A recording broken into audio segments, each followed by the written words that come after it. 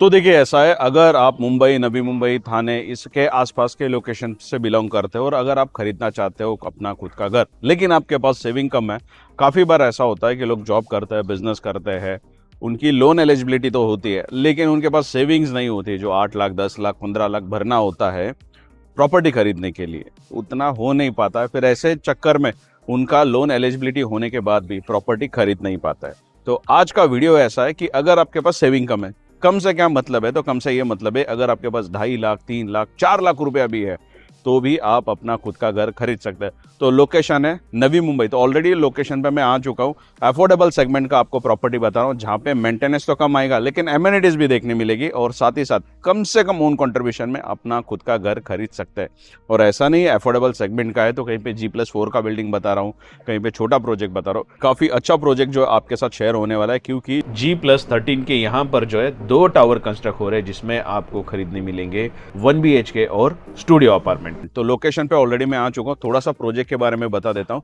तो पीछे की तरफ साई अंबर रेसिडेंसी ये प्रोजेक्ट हमें दिखाई दे रहा है। तो इसमें A और B ऐसे 2 विंग्स है। तो फ्रंट साइड का जो टावर है जिसका काफी हद तक कंस्ट्रक्शन हो चुका है, तो परसेंटेज में अगर मैं आपको बताऊं तो 75% जो है इसका कंस्ट्रक्शन हो चुका है। इस तरफ इसका जो है पहला गेट आता है और इस तरफ जो है इसका दूसरा गेट आता है। तो इस वाले प्रोजेक्ट में जो है 2 एंट्रेंस गेट हमें देखने मिलते हैं। कई सारी स्पेशियस पार्किंग भी आपको देखने मिलेगी और इस तरफ जो है हमें देखने मिलता है साई अंबर रेसिडेंसी का पूरा ब्रांडिंग। तो यहाँ से होने वाली एंट्री। तो पीछे की तरफ जो टावर कंस्ट्रक्ट हो रहा है वो है टावर नंबर B जिसका 50% काम हुआ है। तो 2 टावर्स इसमें हमें देखने मिलते हैं। पहला टावर है A विंग जिसका 75% काम हुआ है और दूसरा टावर है B विंग जिसका 50% काम हुआ है। तो अब बात करेंगे पोजीशन की। तो इसका कंप्लीशन 2025 में दिसंबर में प्लान किया हुआ है और B विंग का पोजीशन 2026 में दिसंबर में प्लान किया है। तो आप जो है इसमें डिसाइड कर सकते हैं कि आपको कभी पोजीशन रिक्वायर्ड है। अगर आपको अर्लियर पोजीशन रिक्वायर्ड है तो आप A विंग में जा सकते हैं, लेकिन आपके पास टाइम है आराम से। अगर आपको पोजीशन रिक्वायर्ड है तो आप B विंग में जा सकते हैं। अब लोकेशन कौन सा है, तो ऑफकोर्स ये नवी मुंबई का लोकेशन है और इस लोकेशन का नाम है तलोजा। तो जी हाँ दोस्तों, तलोजा काफी बूमिंग लोकेशन है।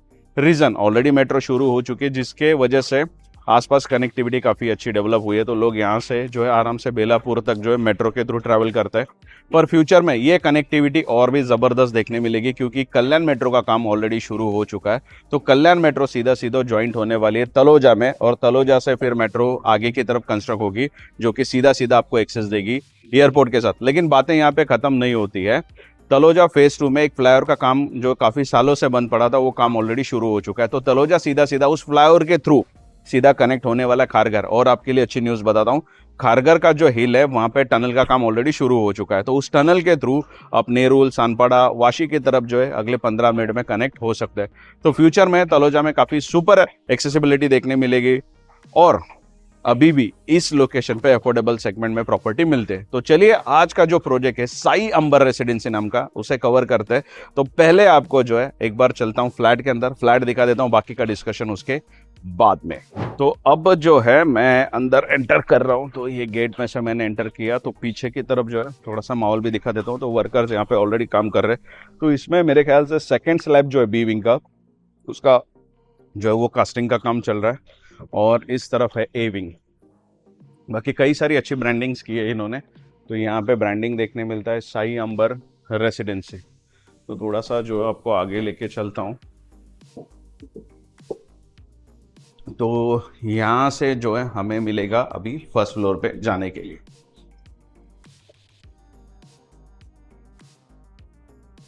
तो देखिए ये जो प्रोजेक्ट है यहाँ पे सब जगह पे इन्होंने फोटोज, ब्रांडिंग्स वगैरह ऐड किए हुए। तो ये एक्चुअल फोटोज इन्होंने यहाँ पे इंस्टॉल किया हुआ है। यहाँ से हम चलते हैं ऊपर की तरफ। तो यहाँ पर पहुँचने के बाद हमें एरो दिखता है सैंपल फ्लैट के लिए। तो एक चीज़ सबसे पहले मैं आपको बताना चाहूँगा कि लॉबी आप देख सकते हैं। कितनी बड़ी लॉबी है। तो मैंने पहले भी बताया G+14 का प्रोजेक्ट है और मल्टीपल यूनिट्स का है, तो कई सारे यूनिट्स इसमें हमें देखने मिलते हैं, जिसके चलते इतनी बड़ी लॉबी जो है हमें देखने मिलती है। लेकिन इसको काफ़ी खूबसूरत तरीके से प्लान किया हुआ है।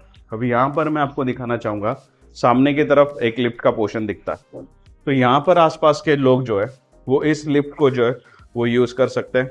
लेकिन अगर उस तरफ आप रहते हो तो उस तरफ भी जो है एक लिफ्ट का पोर्शन दिया है, तो 2 लिफ्ट जो है इस लॉबी में हमें देखने मिलती है, जो कि यूटिलाइजेशन के हिसाब से काफ़ी हेल्पफुल है। तो इस तरफ मैं आपको दिखाना चाहता हूँ, तो यहाँ पर इन्होंने एक फ्लैट रेडी करके रखा हुआ है कि किस फिनिशिंग में, किस कंडीशन में आपको फ्लैट मिलने वाला है। तो इसमें आपको इग्नोर करना क्या है, तो अभी के लिए इन्होंने इसमें कर्टन और लाइट इंस्टॉल किए, वो आपको इग्नोर करना है।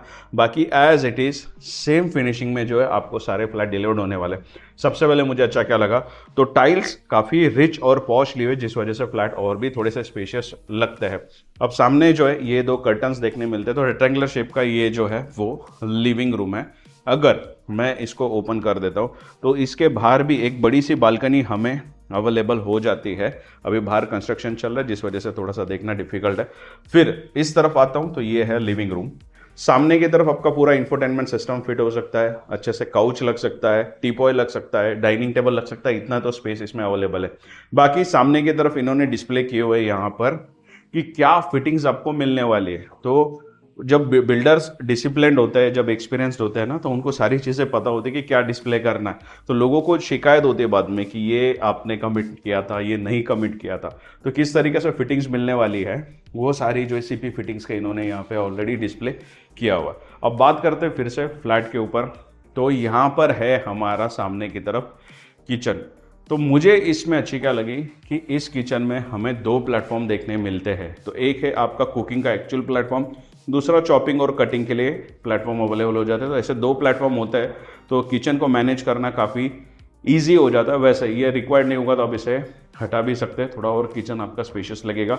लेकिन साथ ही साथ इस तरफ अगर मैं आपको दिखाऊं तो यहाँ पे हमें एक स्पेस दिखता है जो स्पेशली आपके रेफ्रिजरेटर के लिए बनाया हुआ है। इसके अलावा अच्छी बात है क्या है, तो पूरे किचन में टाइल्स इंस्टॉल हुई है और काफ़ी अच्छे कलर कॉम्बिनेशन के साथ। तो ये पूरे किचन में टाइल्स इंस्टॉल हुई है। सामने की तरफ एक विंडो मिल जाती है, जिसके बाहर भी हमें जो है वो बालकनी अवेलेबल हो जाती है। तो फ्रेंच विंडो का फ़ायदा ये होता है दोस्तों कि बड़ी विंडोज़ होती है तो सनलाइट, एयर, वेंटिलेशन काफ़ी अच्छा मिलता है।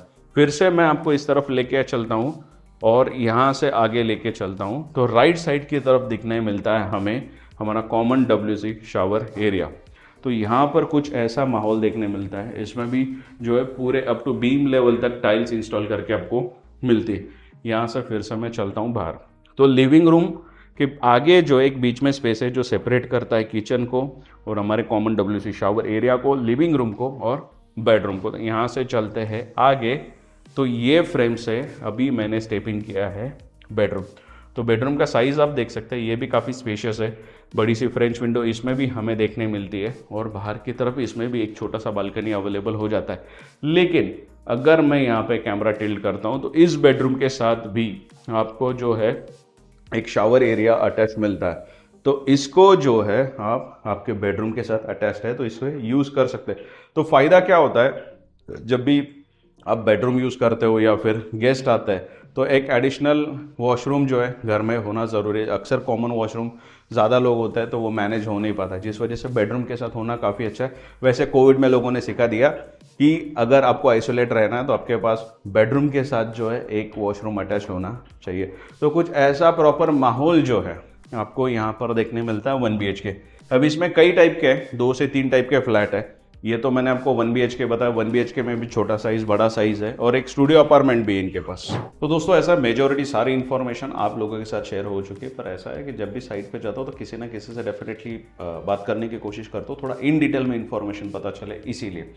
तो ये जो बिल्डर का ऑफिस है, साइड ऑफिस है, उसमें मैं आया हूँ और हमारे साथ है इस बार Virendra Kadam ji. Hello sir, thank you for the invitation. Thank you sir. तो थोड़ा सा आप प्रोजेक्ट के बारे में बताइए। ब्राउचर है ऑलरेडी आपके पास, तो आप शुरुआत से अगर बताएंगे तो बेटर होगा। मेरे प्रोजेक्ट का नाम है साई अंबर रेसिडेंसी, और अगर आप ये प्रोजेक्ट के बारे में अगर यूएसपी देखने जाओगे, ये प्रोजेक्ट मेरा है as a affordable home with low maintenance के साथ। लो मेंटेनेंस, ठीक है। अभी बिल्डिंग का अगर एलिवेशन देखने जाओगे तो दो विंग्स दिए हुए हैं ए और बी। ठीक है। एलिवेशन रहेगा G+13 का, जिसका ए का पोजीशन मैं दे रहा हूँ December 25 को, बी का पोजीशन दे रहा हूँ मैं December 26 को।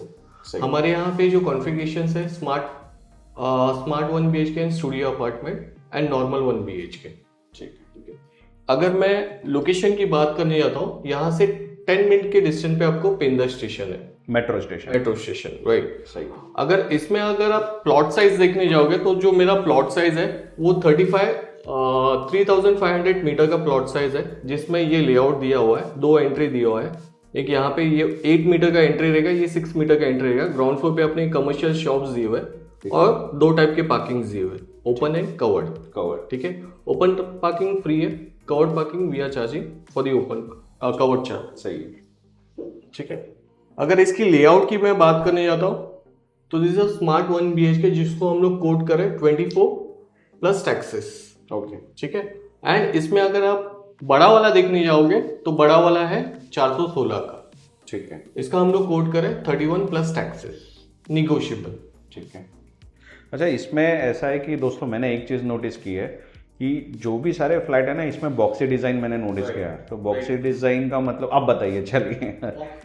डिजाइन क्या होते हैं सर, जहाँ पे आपका जो अननेसेसरी बिल्डर एरिया देता है, कंस्ट्रक्ट हो जाता है, यूटिलाइज नहीं होता, पर उसके पैसे देने पड़ते हैं। राइट। तो यहाँ पे वो कॉन्सेप्ट नहीं है।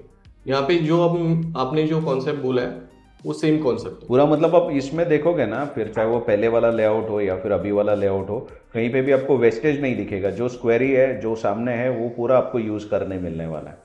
चलो सही है।